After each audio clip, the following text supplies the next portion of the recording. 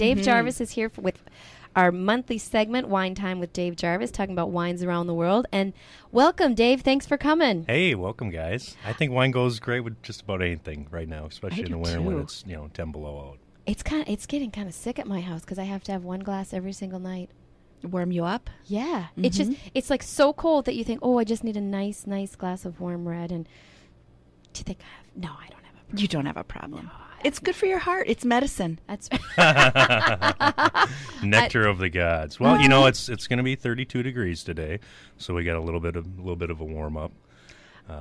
32 in Minnesota, but what is it in Portugal? In Portugal, it's 87 degrees. We could be on the beaches, on the Atlantic. And near Lisbon. It's going to be 65 today in Las Vegas.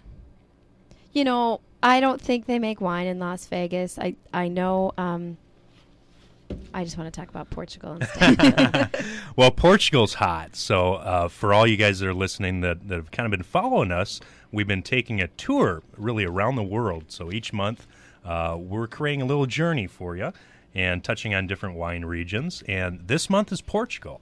And I tell you what, when I'm thinking Portugal, I'm thinking the cover of a romance novel. I'm not thinking wine. I'm thinking this soap opera where a tall, dark-haired, soccer-kicking 20-something, male role is seducing the French maid. Pepe? No, seducing the in Minnesota the wine cellar housewife. of a Mystique mansion.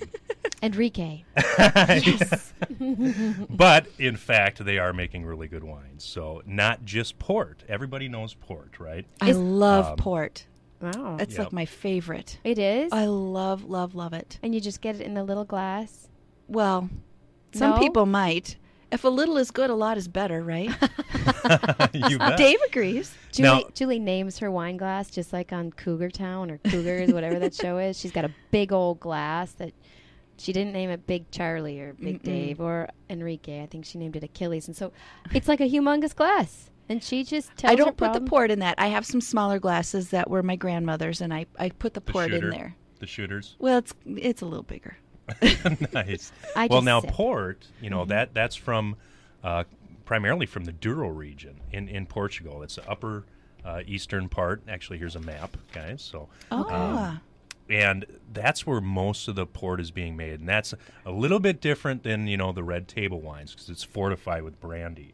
In fact, that's an interesting story because in Portugal, I think it was back it was in the 1600s. 1679 is when they decided that they were making wines from Douro and they're trying to, get them over to England.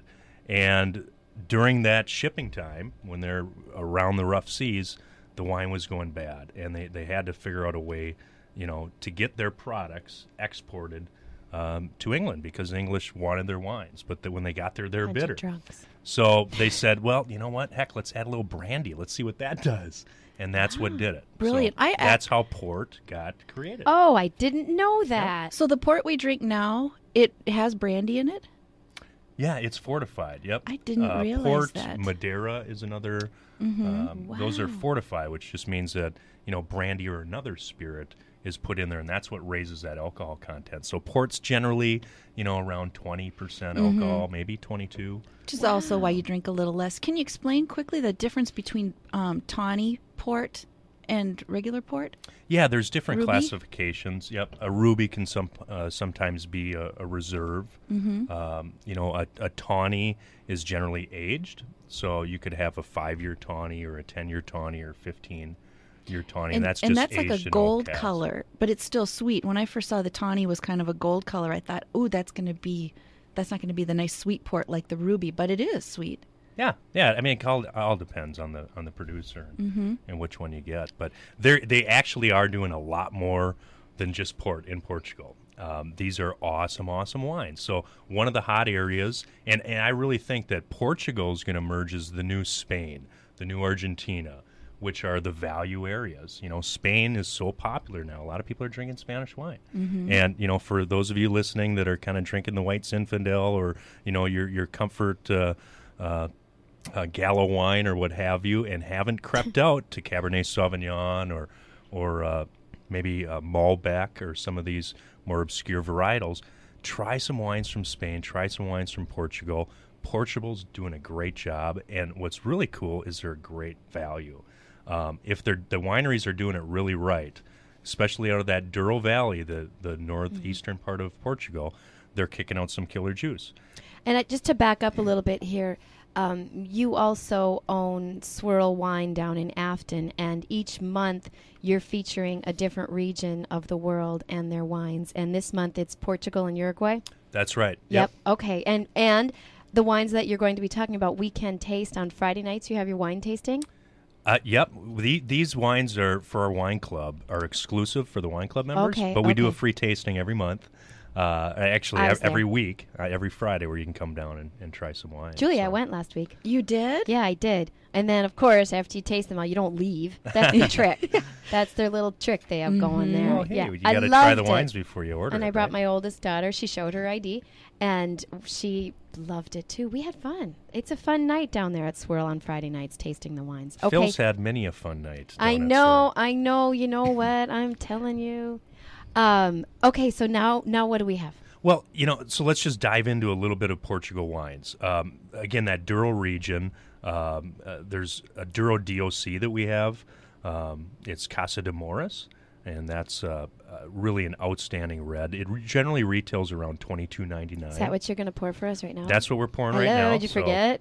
I'm gonna. Okay, we're going red first, and then we'll come over to the white. Okay, good. Red goes with chili. So now this wine, it's got a lot of indigenous classical Portuguese varietals. There's Touriga Nacional, Touriga Franca, Tinto Rosés.